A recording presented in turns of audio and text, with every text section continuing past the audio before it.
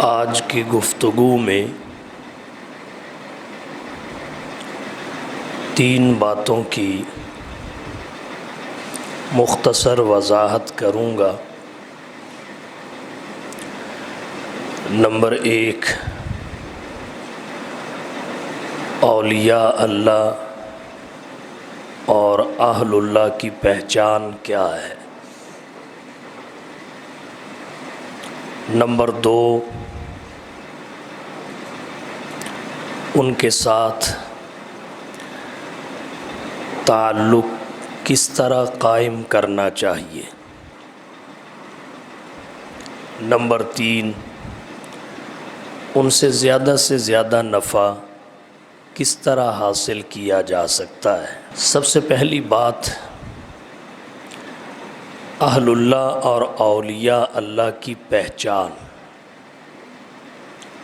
اس میں کوئی شبہ نہیں ہے، جب پہل انسانوں میں فساد اور بگاڑ پیدا ہوتا تھا، گمراہی اور بے راہ روی جنم لیتی تھی، اللہ تعالیٰ کسی نہ کسی نبی کو مبعوث فرماتے تھے، پیغمبر بھیجا جاتا تھا، رسول آتا تھا، جو آ کر انسانیت کے فساد اور بگاڑ کا خاتمہ کرتا، ان کے احوال کی اصلاح کرتا، ایمان کی دعوت دیتا، اعمال پر پختہ رہنے کی تلقین کرتا۔ اور یہ سلسلہ جناب آدم صفی اللہ سے جناب محمد الرسول اللہ صلی اللہ علیہ وسلم کی ذات گرامی تک قائم رہا۔ جناب نبی کریم صلی اللہ علیہ وسلم چونکہ نبی ہی نہیں آخری بھی ہیں، اللہ نے آپ کو نبوت کے ساتھ چونکہ ختم نبوت بھی عطا کی ہے، حضور کی ذات گرامی پر منصب نبوت اپنی تکمیل کو پہنچا ہے۔ ختم نبوت کی وجہ سے حالات بدل گئے، اب لوگوں میں فساد اور بگاڑ کی اصلاح کے لیے اللہ تعالیٰ نبی پیدا نہیں فرماتے، نبی اور رسول نہیں بھیجے جاتے، بلکہ اللہ نے ولایت کا دروازہ کھولا ہے۔ پہلے ہدایت انبیاء کے راہ ہدایت دکھانے، پیغام ہدایت سنانے سے ملتی تھی، اب یہ نعمت ولایت کے دروازے سے ملتی ہے۔ قیامت تک نبی تو کوئی نہیں بن سکے گا، البتہ ولی ضرور بنتے رہیں گے۔ آج کے دور میں علم سیکھنے کے لیے علماء کی طرف رجوع ضروری ہوتا ہے، علم کے مراکز مدارس کی طرف رجوع کیا جاتا ہے، علم پر عمل اور عمل میں اخلاص پیدا کرنے کے لیے اولیاء اللہ اہل اللہ کی طرف رجوع کیا جاتا ہے، اور اس کے مراکز خانقاہیں ہیں، ان کے ساتھ اپنی نسبت اور تعلق قائم کیا جاتا ہے۔ یہاں یہ بات بھی ضروری ہے، ہمارا آج کا دور فتنوں کا دور ہے، مفاد پرستی کا دور ہے، بہت سارے نااہل اپنے آپ کو ولایت کے درجے پر فائز قرار دیتے ہیں، اپنا شمار زمرۃ الاولیاء میں کرتے ہیں۔ سوال یہ ہے کہ قرآن و حدیث میں اہل اللہ اور اولیاء اللہ کی کوئی نشانی اور علامت بتائی گئی تاکہ ہم انتخاب میں دھوکہ نہ کھائیں، نفع کے بجائے نقصان تک نہ پہنچ پائیں۔ ہمارا دین کامل و مکمل ہے۔ اللہ کے نبی کی شریعت انسانی زندگی کے تمام شعبوں میں اپنے ماننے والوں کی کامل رہنمائی کرتی ہے۔ اس باب میں بھی شریعت نے وضاحت کرنے میں کوئی کسر نہیں چھوڑی، نشانیاں بتائی ہیں۔ قرآن کریم کی آیات میں اللہ نے اولیاء اللہ کی شان بھی بیان کی اور پھر نشانیاں بھی ذکر کی۔ فرمایا الا ان اولیاء اللہ لا خوف علیہم ولا هم یحزنون۔ الا سن لو، خبردار ہو جاؤ، پہچاننے میں غلطی نہ کرنا۔ الا حرف تنبیہ ہے، دھوکہ نہ کھانا۔ ان اولیاء اللہ لا خوف علیہم، جو اللہ کے اولیاء ہیں ان پر ڈر نہیں ہوگا، ولا هم یحزنون، اور وہ غمگین بھی نہیں ہوں گے، نہ ان پر کسی قسم کا خوف اور ڈر ہوگا، نہ ہی وہ غمگین ہوں گے۔ اہل علم نے اس کا ایک مطلب یہ لکھا ہے کہ جیسے دنیا کے باقی لوگ ڈرتے ہیں، غمگین ہوتے ہیں، جو اللہ کے اولیاء اور اہل اللہ ہوتے ہیں، نہ باقی لوگوں کی طرح ڈرتے ہیں نہ غمگین ہوتے ہیں، اور یہ اس وجہ سے ہے کہ ان کا والی اور سرپرست اللہ ہوتا ہے۔ اللہ نے قرآن میں فرمایا وَهُوَ يَتَوَلَّى الصَّالِحِينَ، اس وجہ سے انہیں ہر صورت میں، ہر کیفیت اور حالت میں اللہ کی طرف سے ایک خاص اطمینان عطا کیا جاتا ہے، جس کی وجہ سے ان پر وہ کیفیات طاری نہیں ہوتی خوف اور غم کی جو عام بندوں پر طاری ہوتی ہیں۔ دوسرا مطلب اس کا کیا ہے؟ دوسرا مطلب اس کا یہ ہے کہ انہیں ڈر نہیں ہوگا، اور وہ اس وجہ سے نہیں ہوگا کہ وہ فقط اللہ سے ڈرتے ہوں گے، اور جو فقط اللہ سے ڈرنے والا ہو اس کے دل سے اللہ مخلوقات کا ڈر نکال دیتے ہیں۔ لا خوف علیہم ولا هم یحزنون، وہ غمگین بھی نہیں ہوں گے۔ مطلب اس کا یہ ہے کہ ان کا اس بات پر اعتماد اور یقین کامل ہے کہ اچھی اور بری تقدیر اللہ کی طرف سے ہے۔ جب اللہ کی طرف سے ہے تو غم کس بات کا؟ فرمایا الا ان اولیاء اللہ لا خوف علیہم ولا هم یحزنون۔ ان دونوں صورتوں کا، خوف اور حزن کے نہ ہونے کی دونوں صورتوں کا تعلق دنیا کے ساتھ ہے۔ ایک تعبیر اس کی یہ بھی کی گئی کہ اس کا تعلق آخرت کے ساتھ ہے۔ آخرت میں انہیں ڈر نہیں ہوگا، غم نہیں ہوگا، حزن۔ اور آخرت میں انہیں ڈر کیوں نہیں ہوگا؟ اس لیے کہ وہ دنیا میں اس وقت ڈرتے تھے جب لوگ نہ ڈر تھے۔ اللہ سے اس وقت ڈرتے تھے جب لوگوں نے اپنے دلوں سے اللہ کا ڈر نکال دیا تھا، اپنے ذہنوں اور دماغوں سے اللہ کا خوف اتار دیا تھا۔ یہ اس وقت ڈرتے تھے، کوئی دیکھنے والا نہیں تھا، روکنے ٹوکنے والا نہیں تھا، مگر اس کے باوجود ان کی خلوتیں پاک تھیں۔ لا خوف علیہم۔ اور پھر میدان محشر میں جب سارے ڈر رہے ہوں گے، یہ بے خوف اور نہ ڈر ہوں گے، اللہ کے عرش کا سایہ ان کے سروں پر ہوگا۔ اس لیے الا ان اولیاء اللہ لا خوف علیہم ولا هم یحزنون، انہیں غم بھی نہیں ہوگا۔ لا هم یحزنون مطلب یہ ہے کہ دنیا ان سے چھوٹی، دنیا کی نعمتیں چھوٹی، مال و دولت چھوٹی، عیش و عشرت چھوٹی۔ جب کوئی نعمت ہاتھ سے جاتی ہے تو بندے کو غم گھیرا ڈال لیتے ہیں۔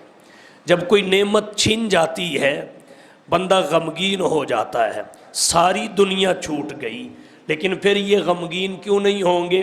اس وجہ سے کہ اللہ دنیا سے بہتر انہیں آخرت میں عطا کر دیں گے۔ الا ان اولیاء اللہ لا خوف علیہم ولا هم یحزنون۔ اب یہ شانیں ہیں اہل اللہ کی، اولیاء اللہ کی، میں نے چند ایک ذکر کی۔ سوال پیدا ہوتا ہے یہ لوگ ملتے کہاں ہیں، ان تک پہنچا کیسے جائے، نشانیاں اور علامات کیا ہیں؟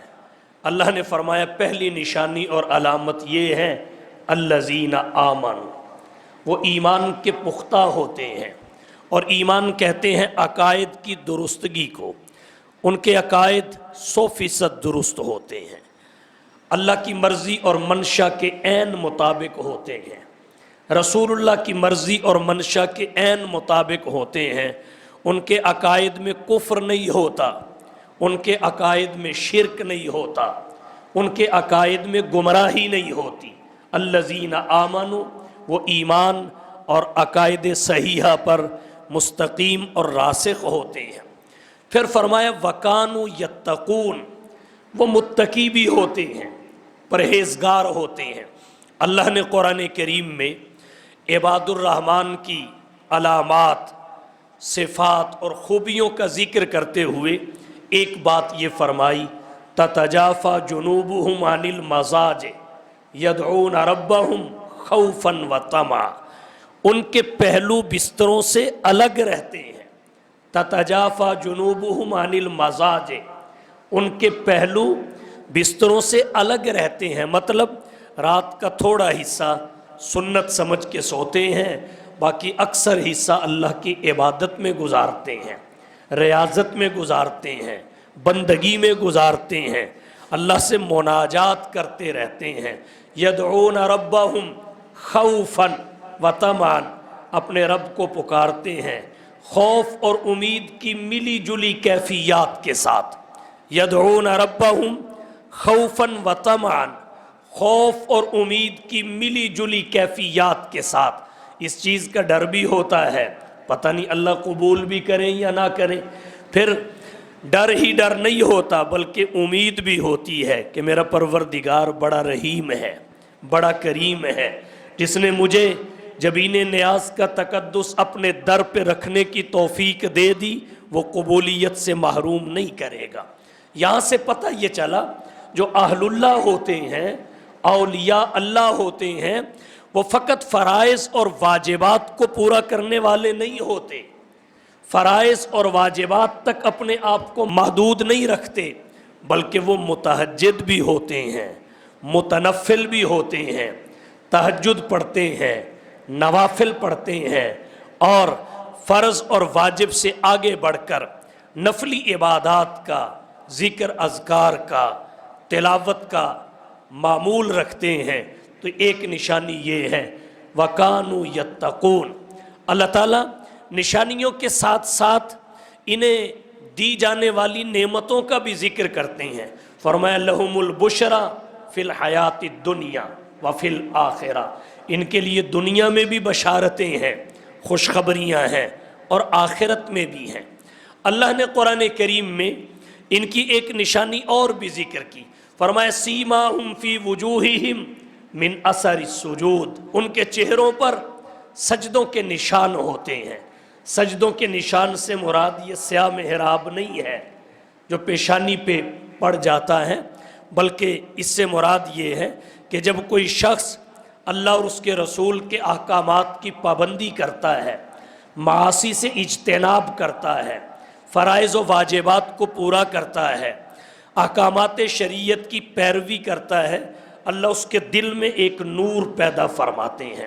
جب دل میں نور پیدا ہوتا ہے تو اس باطنی نور کے اثرات ظاہر پہ آتے ہیں، جب ظاہر پہ اس کے اثرات آتے ہیں تو اللہ تعالیٰ چہرے پر ایک چمک پیدا کر دیتے ہیں، ایک روشنی پیدا ہو جاتی ہے، اور اس کی وجہ سے لوگ اس کے ساتھ محبت کرنے لگتے ہیں۔ اس سے لالچ کوئی نہیں، مفاد کی امید کوئی نہیں، لیکن اس کے باوجود قلب اس کی طرف راغب ہو جاتا ہے، طبیعت اس کی طرف مائل ہو جاتی ہے۔ یہ نشانی ہے کہ پروردگار عالم نے اس بندے کو اپنے محبوبین میں شامل کر لیا ہے۔ بہت ساری نشانیاں ہیں، ایک نشانی میں اختصار کی بنا پر ذکر کر دیتا ہوں جو حدیث شریف میں آئی، مسند احمد میں روایت آتی ہے، امام بہقی رحمہ اللہ نے بہقی شریف شعب الایمان میں ذکر کی۔ مشکات شریف میں بھی آتی ہے۔ جناب نبی کریم صلی اللہ علیہ وسلم نے فرمایا خیار عباد اللہ الذین اذا رؤوا ذکر اللہ، اللہ کے بہترین بندے مقربین بارگاہ الہی کون ہیں؟ وہ لوگ ہیں اذا رؤوا، جب انہیں دیکھا جائے، ذکر اللہ، اللہ یاد آنے لگے، جن کا دیدار اللہ کی یاد کو تازہ کرے، جن کی رؤیت اللہ سے تعلق کے مضبوط کرنے کا باعث بنے، انہیں اولیاء اللہ کہتے ہیں۔ یہ خیار عباد اللہ ہیں، اللہ کے بندوں میں بہترین بندے ہیں۔ انہیں دیکھ کر اللہ یاد کیوں آتا ہے؟ کہ یہ ایمان پر ثابت قدم ہوتے ہیں، ان کے اعمال درست ہوتے ہیں، اور خیر پر اللہ انہیں استقامت عطا کرتے ہیں۔ یہ اپنی خواہشات اور مرضیات کو دفن کر دیتے ہیں، اللہ اور اس کے رسول کی خواہشات اور مرضیات کے تابع اپنے آپ کو بناتے ہیں۔ ان کی پہچان یہ ہے کہ انہیں دیکھ کر اللہ یاد آتا ہے، مطلب ان کا کوئی چھوٹے سے چھوٹا کام بھی، چھوٹے سے چھوٹا عمل بھی اللہ کے نبی کی شریعت اور اللہ کے نبی کی سنت کے مخالف نہیں ہوتا۔ ہمارے آج کے معاشرہ میں لوگ اسے ولی سمجھتے ہیں جس سے ایسے واقعات دیکھنے کو ملے جو عام طور پر دیکھے دکھائے نہ جاتے ہوں، اور انہیں نام کرامت کا دے دیا جاتا ہے۔ بس اس قسم کی شعبدہ بازیاں ہمارے ذہنوں میں کسی بندے کے بارے میں ولایت کا تصور بٹھا دیتی ہیں کہ یہ شخص ولی ہے، حالانکہ سب سے بڑی نشانی ولایت کی اور سب سے بڑی نشانی ولی کی کیا ہے؟ کہ وہ اللہ کے نبی کی سنتوں کا پابند ہو، اور اس سے بڑی کرامت بھی کوئی نہیں۔ صوفیاء نے لکھا ہے، حضرت جنید بغدادی رحمہ اللہ بڑے معروف بزرگ ہیں، ان کی خدمت میں ایک شخص آیا، ان کی کرامتوں کے بارے میں سن کر متاثر ہو کر ان کی خدمت میں چلا آیا، کچھ وقت گزارا، نظر کرامتوں پہ تھی کہ کوئی کرامت نظر آئے، تو جب کوئی ایسا واقعہ اس عرصے میں نہ دیکھ سکا جو عام طور پر دیکھا نہیں جاتا، تو خدمت میں حاضر ہوا، عرض کیا حضرت میں جانا چاہتا ہوں، اور وجہ بھی بتا دی، جانا اس لیے چاہتا ہوں کہ میں آپ کی بڑی شہرت سن کے آیا ہوں کہ آپ اللہ کے بڑے ولی ہیں، آپ اہل اللہ میں سے ہیں، لیکن میں نے جتنا عرصہ آپ کے پاس گزارا میں نے آپ کی کرامت کوئی نہیں دیکھی۔ حضرت جنید بغدادی رحمہ اللہ سمجھ گئے، بڑے پیار کے ساتھ اس سے پوچھا بتائیے جتنا عرصہ آپ میرے پاس رہے ہیں اتنے عرصہ میں کوئی چھوٹے سے چھوٹا عمل بھی سنت کے خلاف مجھ میں دیکھا ہے جو میں نے سنت سے ہٹ کے کیا ہو؟ جوتا پہنتے وقت نبی کی سنت کی اتباع نہ کی ہو، جوتا اتارتے وقت نبی کی سنت کی اتباع نہ کی ہو، مسجد میں آتے وقت مسجد سے نکلتے وقت سنت طریقہ نہ اپنایا ہو، بیت الخلاء میں جاتے اور آتے وقت نبی کی سنت کی پیروی نہ کی ہو، کھانا شروع کرتے وقت اور کھانے کی تکمیل کرتے وقت میں نے نبی کی سنت کی پیروی نہ کی ہو، کوئی عمل میرا خلاف سنت دیکھا ہے؟ وہ کہنے لگا جی یہ تو واقعتاً میں نے نہیں دیکھا، آپ کے سارے کام سنت کے مطابق ہیں۔ تو حضرت فرمانے لگے بس سنت کی پیروی سے بڑی کرامت کوئی نہیں ہے، سب سے بڑی کرامت یہ ہے کہ بندہ سنت پر ڈٹ جائے، سنت پر استقامت اختیار کرے۔ الاستقامہ فوق الف کرامہ، یہ دین پر، شریعت پر، سنت پر استقامت یہ 1000 کرامتوں پر بھاری ہوتی ہے۔ تو ہم آج کے دور میں شعبدہ بازیوں سے تو مطمئن ہوتے ہیں، اتباع سنت ہمیں متاثر نہیں کرتا، سنت کا اتباع ہمیں کسی طرف مائل نہیں کرتا، بلکہ ہم جو متبعین سنت ہوتے ہیں ان کے خلاف شعبدہ بازوں کی باتوں میں آ کر ان اصل اہل اللہ اور اولیاء اللہ کی مخالفت پر اتر آتے ہیں۔ تو پہچان میں غلطی نہیں ہونی چاہیے، انتخاب میں خطا نہیں ہونی چاہیے، یہ ایک ایسا تعلق ہے جس کے ساتھ انسان کا بننا اور بگڑنا جڑا ہوا ہے۔ بہرحال جب یہ پہچان ہو جائے اہل اللہ کی، اولیاء اللہ کی، اس کے بعد ان سے تعلق کیسا رکھا جائے؟ ایک تو یہ ہے آپ ان کے ساتھ آنا جانا رکھیں، ان سے رابطہ میں رہیں اور ان کی مجلس میں آ جا لیا کریں، یہ فائدے سے خالی نہیں ہے۔ اور ایک یہ ہے کہ آپ اہل اللہ کے ساتھ، اولیاء اللہ کے ساتھ بیعت کا تعلق قائم کر لیں۔ یہ ایک معاہدہ ہوتا ہے، وعدہ ہوتا ہے، عہد و پیمان ہوتا ہے کہ اللہ کا ولی اپنے مرید کو احکامات شریعت کی تعلیم دے گا، بس نبی کی سنت کی پیروی سکھائے گا۔ اللہ نے قرآن میں فرمایا وَاتَّبِعْ سَبِيلَ مَنْ أَنَابَ إِلَيَّ، اس بندے کے راستے پر چلیے، من انابا الیہ، جو میری طرف رجوع کرتا ہے۔ سبیل سے مراد دین ہے، اور من انابا الیہ سے مراد تقوی اور پرہیزگاری کے ساتھ دین پر عمل کرنے والا صاحب دین ہے۔ تو وہ اسلامی تعلیمات بتائے گا، سنت پر عمل کرنا سکھائے گا، عمل میں اخلاص کیسے پیدا ہوتا ہے یہ گر اور ہنر عطا کرے گا، اور مرید کی طرف سے عہد یہ ہوتا ہے کہ جو تو کہے گا میں اس کی پیروی کروں گا، اس کی اتباع کروں گا۔ اور اگرچہ انفرادی طور پر بھی بندہ گناہوں سے توبہ کر سکتا ہے، تنہا بھی اپنے اعمال کی اصلاح کر سکتا ہے، مگر اس طریقے سے اگر کی جائے ایک تو سنت اور حدیث کے مطابق ہو جاتا ہے۔ مشکوٰۃ شریف میں حدیث آتی ہے، حضرت عبادہ بن صامت رضی اللہ تعالی عنہ راوی ہیں، کہتے ہیں قال رسول اللہ صلی اللہ علیہ وسلم وحولہ اصابۃ من اصحابہ، اللہ کے رسول نے اس وقت فرمایا جب آپ کے آس پاس ارد گرد آپ کے صحابہ بیٹھے ہوئے تھے، آپ نے فرمایا بایعونی علی اللہ تشرکوا باللہ شیئا، اس بات پر آپ میرے ہاتھ پہ ہاتھ رکھ کے بیعت کیجئے کہ لا تشرکوا باللہ شیئا، تم اللہ کے ساتھ کسی کو شریک نہیں ٹھہراؤ گے، ولا تسرقوا، چوری نہیں کرو گے، ولا تزنوا، زنا نہیں کرو گے، ولا تقتلوا اولادکم، اپنی اولادوں کو قتل نہیں کرو گے، ولا تأتوا ببہتان تفترونہ، اور کسی پر بہتان نہیں لگاؤ گے۔ اللہ کے نبی نے فرمایا ان باتوں پر آپ میرے ساتھ عہد کیجئے، جو پورا کرے گا اللہ تعالیٰ اسے اجر دے گا، اور جو ان میں سے کسی میں مبتلا ہو جائے گا اللہ اسے سزا دے گا۔ طویل روایت ہے، صحابہ کرام کہتے ہیں فبایعناہ علی ذالک، ہم نے ان باتوں پر اللہ کے رسول صلی اللہ علیہ وسلم کی بیعت کر لی۔ ایک تو یہ سنت کے مطابق ہے۔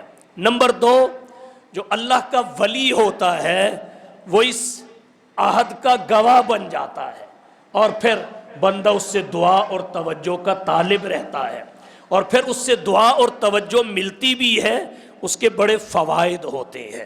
بہرحال یہ ایک سنت طریقہ ہے۔ اہل علم نے بیعت کی بھی 4 قسمیں لکھی ہیں، ایک بیعت اسلام، ایک بیعت ہجرت، ایک بیعت جہاد، وہ جو صحابہ نے رسول اللہ کے ہاتھ پہ کی، اور غزوہ خندق کے موقع پر اسی بیعت جہاد کا اظہار صحابہ کرام نے ان لفظوں سے کیا، نحن الذین بایعوا محمدا علی الجہاد ما بقینا ابدا۔ اور ایک بیعت طریقت ہے جو رسول اللہ صلی اللہ علیہ وسلم نے مردوں سے بھی لی، عورتوں سے بھی لی۔ مردوں سے اس بیعت کے لینے کا ذکر اس حدیث میں ہے جو میں نے پڑھی مشکوٰۃ سے، اور خواتین سے بیعت لینے کا ذکر قرآن کریم کی آیت میں ہے، یا ایہا النبی، جب آپ کے پاس خواتین آئیں جو صاحب ایمان ہو، یبایعنک، اس لیے کہ آپ کی بیعت کریں اس بات پر کہ وہ اللہ کے ساتھ کسی کو شریک نہیں ٹھہرائیں گی۔ آگے وہی اعمال ذکر کیے تو آپ انہیں بیعت کر لیا کریں۔ یہ مردوں کی بھی ضرورت ہے، خواتین کی بھی ضرورت ہے، اس میں راہبر کا انتخاب ہوتا ہے، اور اس دنیا میں اپنا راہبر ضرور کسی کو بنانا چاہیے۔ جو کسی اللہ والے کو راہبر نہیں بناتا اس کا راہبر خود بخود شیطان بن جاتا ہے، اس کا راہبر شیطان بن جاتا ہے۔ بہرحال اس طریقے سے ان کے ساتھ تعلق رکھا جائے، اہل اللہ کے ساتھ، اولیاء اللہ کے ساتھ۔ اور پھر اس تعلق کا کامل فائدہ کب ہوتا ہے؟ وہ تب ہوتا ہے جب ان کی صحبت اختیار کی جائے، ان کی صحبت سے بندہ فیضیاب اپنے آپ کو کرنے لگے، کامل فائدہ تب ہوتا ہے۔ یاد رکھیے صحابہ کرام رضی اللہ تعالی عنہم اجمعین روحانیت کی سب سے بلند منزلوں پر فائز ہیں۔ انبیاء کے بعد سب سے بڑی منزل سعادت پر صحابہ کرام فائز ہیں، اور اس کی وجہ کیا ہے؟ اس کی وجہ یہ ہے کہ کائنات کی سب سے عظیم ہستی کی صحبت اللہ نے انہیں عطا کی ہے۔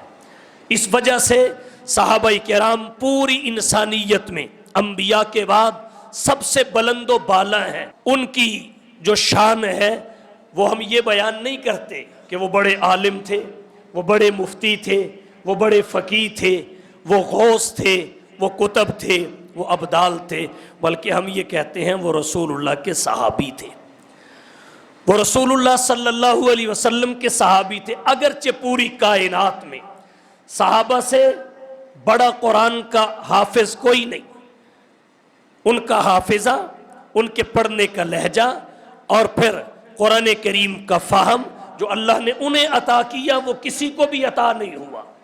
انبیاء کے بعد سب سے اونچی شان ان کی ہے۔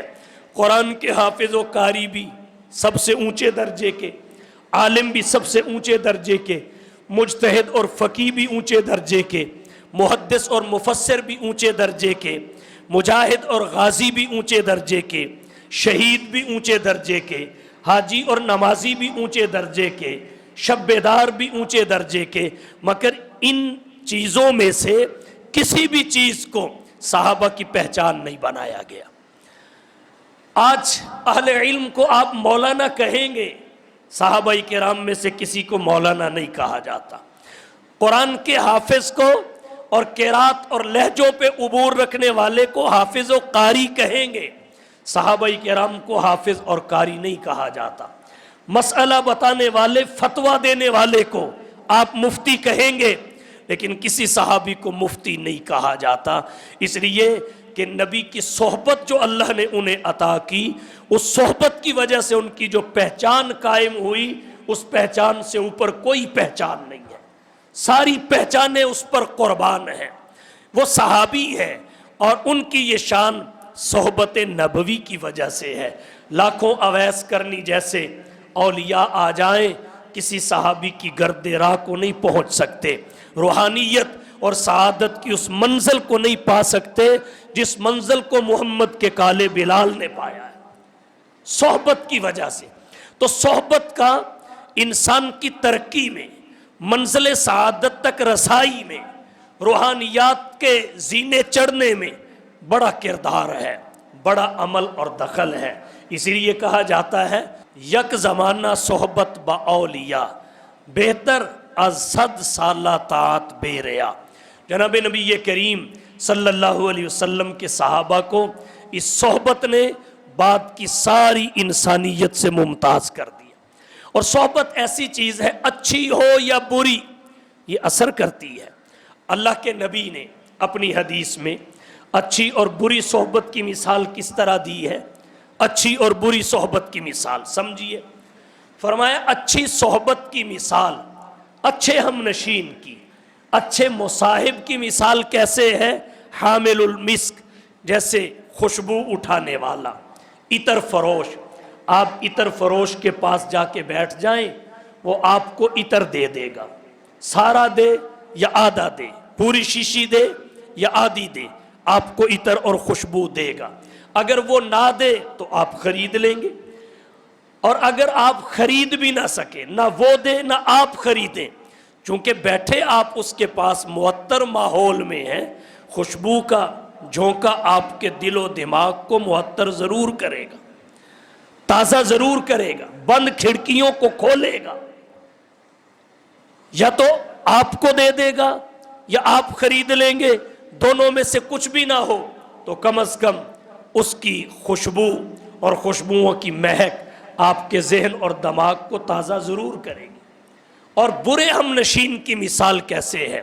اللہ کے رسول صلی اللہ علیہ وسلم نے فرمایا جیسے نافخ کیر، بھٹی دہکانے والا، بھٹی دہکانے والا، اور اس کے پاس جب کوئی بندہ جا کے بیٹھ جاتا ہے، کوئی نہ کوئی چنگاری اڑ کر کپڑوں پہ پڑے گی، کپڑے جل جائیں گے۔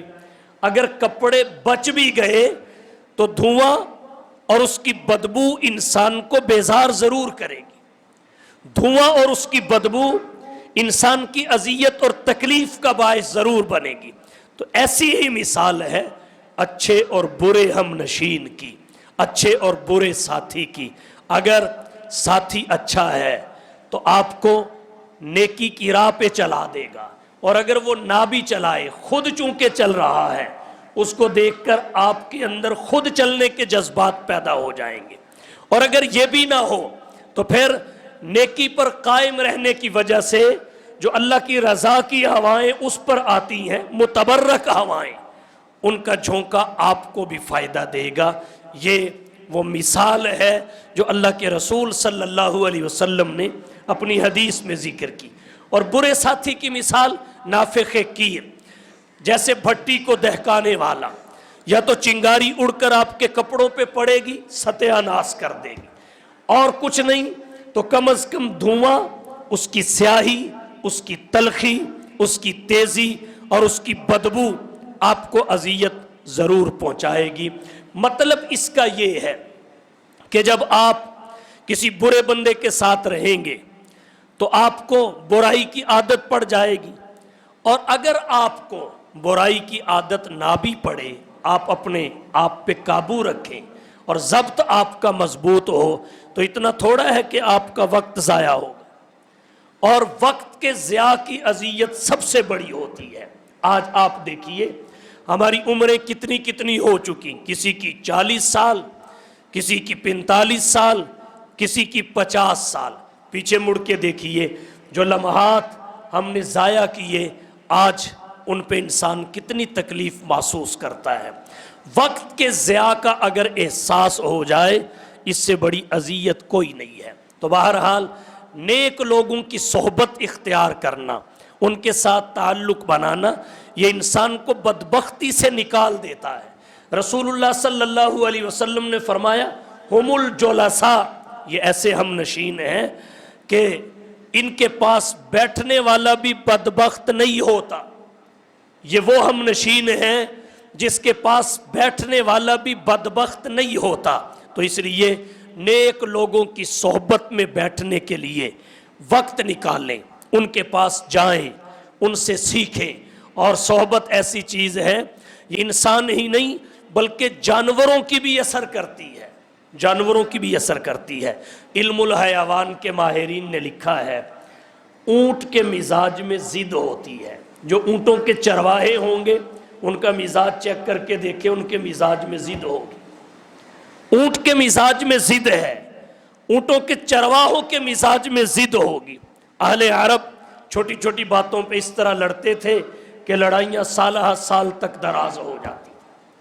یہ جانوروں کی صحبت کا اثر تھا۔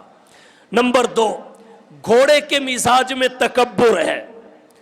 اب جو لوگ گھوڑے پالتے ہیں، گھوڑے پالنے کے شوقین ہیں، یہ عنصر ان کے مزاج میں ضرور شامل ہوگا۔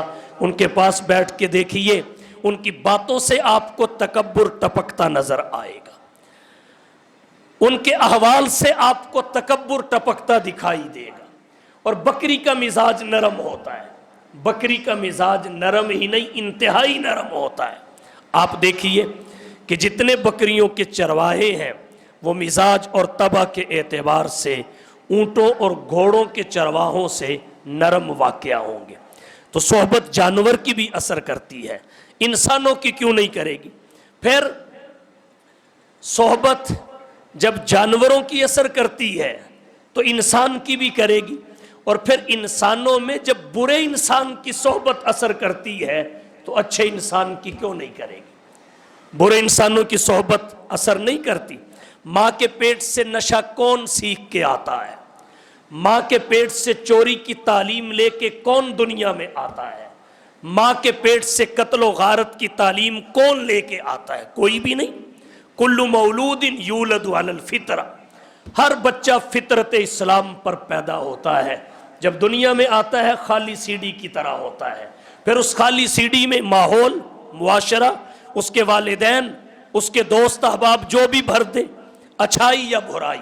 جب بچہ پیدا ہوتا ہے تو کورے کاغذ کی طرح ہوتا ہے، خالی سی ڈی کی طرح ہوتا ہے۔ پھر ہمارا ماحول، ہمارا معاشرہ، ہماری سوسائٹی، ہمارا سماج اگر اس کو اچھائی دینا چاہے تو اچھائی محفوظ ہو جاتی ہے، برائی کی طرف راغب کرے تو برائی ذہن میں بیٹھ جاتی ہے۔ تو یہ عادتیں جو پڑتی ہیں صحبتوں کی وجہ سے پڑتی ہیں، اور اچھی عادتیں بھی اچھے لوگوں کی صحبتوں کی وجہ سے پڑتی ہیں۔ اگر بری صحبت اثر کر سکتی ہے تو اچھی صحبت اثر کیوں نہیں کر سکتی؟ کرتی ہے۔ آپ نے کتنے کرکٹروں کو دیکھا ہے جو تبلیغی جماعت والوں کے ساتھ بیٹھے اللہ نے زندگی بدل دی۔ کتنے لوگوں کو دیکھا ہے جن کا تعلق مولانا طارق جمیل صاحب سے بنا، کایا پلٹ گئی۔ کتنے لوگوں کو دیکھا ہے جو علماء اور مدارس، اولیاء اور خانقاہوں کے پاس سے گزرے، تھوڑی دیر کے لیے بیٹھے تو بیٹھے ہی رہ گئے، وہی کے ہو کے رہ گئے۔ تو صحبت بری بھی اثر کرتی ہے، صحبت اچھی بھی اثر کرتی ہے۔ اس لیے نیک صحبت کا انتخاب اپنے لیے بھی، اپنے بچوں کے لیے بھی، اپنے بھائیوں کے لیے بھی، یہ ہم سب کی دینی اور دنیاوی ضرورت ہے۔ دنیا میں اذیتوں سے بچیں گے، بدنامی سے بچیں گے، نیک نامی عطا ہوگی، اور آخرت میں نجات اور فلاح عطا ہوگی۔ اللہ نے فرمایا یا ایھا الذین آمنوا، اے اہل ایمان، اتقوا اللہ، اللہ سے ڈرو، وکونوا مع الصادقین، اور صادقین کے ساتھ ہو جاؤ۔ صادقین سے مراد صالحین ہے، اور ان کے ساتھ ہونے کا مطلب یہ ہے کہ اقوال میں ان کی طرح سچے ہو جاؤ، افعال میں ان کی طرح کھرے ہو جاؤ، اعتقاد میں ان کی طرح مضبوط اور راسخ ہو جاؤ۔ جیسے لوہے کی کان سے لوہا ملتا ہے، کوئلے کی کان سے کوئلہ ملتا ہے، نمک کی کان سے نمک ملتا ہے، تقوی کی کان سے تقوی ملتا ہے، اور تقوی کی کان صالحین ہے۔ کپڑے کی دکان سے کپڑا ملتا ہے، برتنوں کی دکان سے برتن ملتے ہیں، سبزی کی دکان سے سبزی ملتی ہے، پھل کی دکان سے پھل ملتا ہے۔ بالکل اسی طرح اللہ والوں سے اللہ ملتا ہے، اللہ کی محبت ملتی ہے، قرب ملتا ہے۔ تو تھوڑا سا اپنا ماحول بدل کے دیکھیں، اپنا مزاج بدل کے دیکھیں، پھر اس کی برکات دیکھیں۔ تو عرض میں نے یہ کیا، اللہ کے نیک بندوں کی صحبت کو اختیار کریں، کچھ نہ کچھ وقت روزانہ اذکار کے لیے نکالیں، کچھ نہ کچھ وقت روزانہ تلاوت کے لیے نکالیں، کچھ نہ کچھ وقت روزانہ دینی مجالس میں بیٹھنے کے لیے نکالیں، ان سے فیض یاب ہونے کے لیے نکالیں۔ اس کے بہت سارے فوائد ہیں۔ اللہ تعالی ہم سب کو اور ہماری اولادوں کو اور ہمارے متعلقین کو بری صحبت سے بچائے، اچھی صحبت عطا کرے۔